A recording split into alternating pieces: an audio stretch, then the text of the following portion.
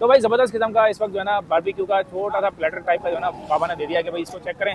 इसमें आप देख रहे हैं कि सी कबाब में छोटियाँ छोटियाँ डाली में, भाई ये खाकर ही पता चलेगा कि ये क्या चीज़ है। तो ये ट्राई करते हैं भाई। ये मुझे कोई खीरी वाला लग रही है ये भी। ये देखना सीन, इसको तोड़ के अंदाज़ा होगा ये बोटी है। बिस्मिल्लाहिर्रहमानिर्रहीम। मतलब इसका जो जायका जो समझ आ रहा है ना, वो इस तरह से आप समझ लें कि जो घरों पे हम बकरा ईद पे टिक्का वगैरह बनाते हैं ना, सादा टिक्का होता है, उसी टाइप का इसका जायका है। बहुत ज़्यादा शशके नहीं है जो अमूमन होते हैं। एक सादा सा खाना है और उसको आप खाएं और एंजॉय करें। अलबत्ता स्पाइसी बाबा ने रखा है।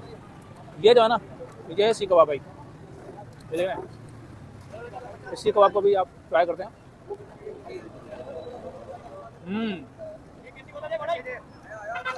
सेम फीडबैक है। और मतलब पूरा गला हुआ है ये कबाब, पूरा गला हुआ है।